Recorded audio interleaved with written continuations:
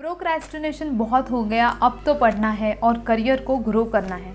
अगर ये आपने डिसाइड कर लिया है और अगर आप भी बड़े पैशनेट होम्योपैथ हो, बहुत पैशनेट हो अपना होम्योपैथिक कंसल्टेशन का करियर ग्रो करने के लिए, तो ये वीडियो आपके लिए बेहद फ़ायदेमंद साबित होने वाला है।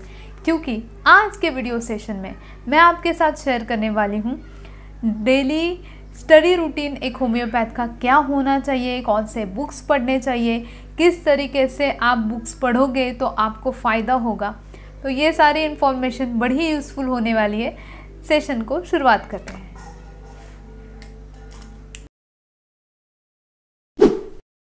पर में आपको करना क्या है, आपको एक ड्रग सिलेक्ट करना है और उसी ड्रग को आपको 3 अलग अलग बुक में से पढ़ना है। जो 3 बुक्स मैं खुद पढ़ती हूँ और रेकमेंड करूँगी वो है एलन्स की नोट्स, विथुल्कास एंड बोरिक्स मटेरिया मेडिका। और इन तीनों बुक्स का जो लिंक है जहाँ से आप बाय कर सकते हो वो डिस्क्रिप्शन मैंने दिया है, आप वहाँ से जाके बुक्स खरीद सकते हो।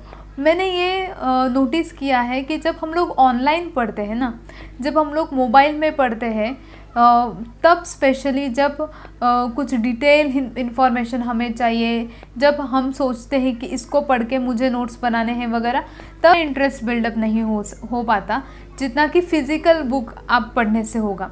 तो मैं ये रेकमेंड करूँगी कि ज़रूर ये तीनों बुक आपके पास आपके घर में होनी ही चाहिए।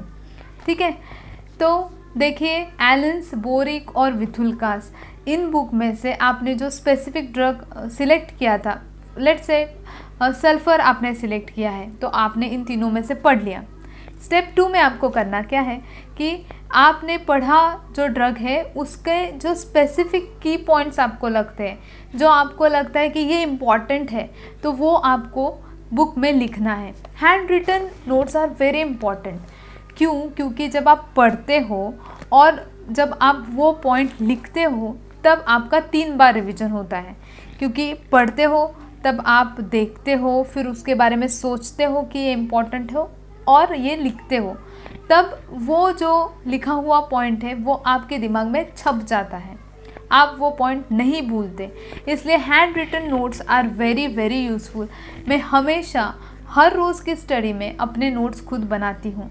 आपको भी बहुत फ़ायदा रहेगा। आप जब कीवर्ड्स, पूरा नहीं लिखना है, सिर्फ कीवर्ड लिखना है, जो एक सेंटेंस आपको इम्पॉर्टेंट लगता है वो लिखना है। स्टेप 3 में करना क्या है, आपने बुक पढ़ लिया है, आपने बुक्स, तीनों बुक्स के जो नोट्स आपको लगते हैं इम्पॉर्टेंट की पॉइंट्स वो लिखे हैं।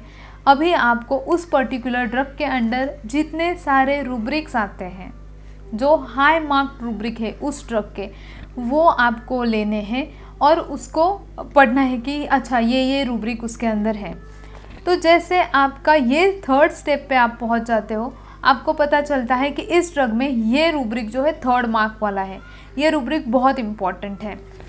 तो कल को समझो अगर बहुत सारे लोग पूछते हैं ना कि मेरे दिमाग में रूब्रिक्स नहीं आते, तो रूब्रिक क्यों नहीं आते? क्योंकि आपको ये रूब्रिक एग्जिस्ट करता है ये पता ही नहीं है। तो ये मेथड है, आपने ड्रग्स पढ़ लिया, नोट्स बना लिए, फिर उस ड्रग का, उस जो रेमेडी है उसके आपको रूब्रिक एनलिस्ट करने हैं और उसमें सिर्फ पढ़ना है आपको। और जो रूब्रिक आपको बहुत ज़्यादा हाई मार्क लगता है, बोल्ड में है, इटैलिक में है, वो आप लिख के रख सकते हो।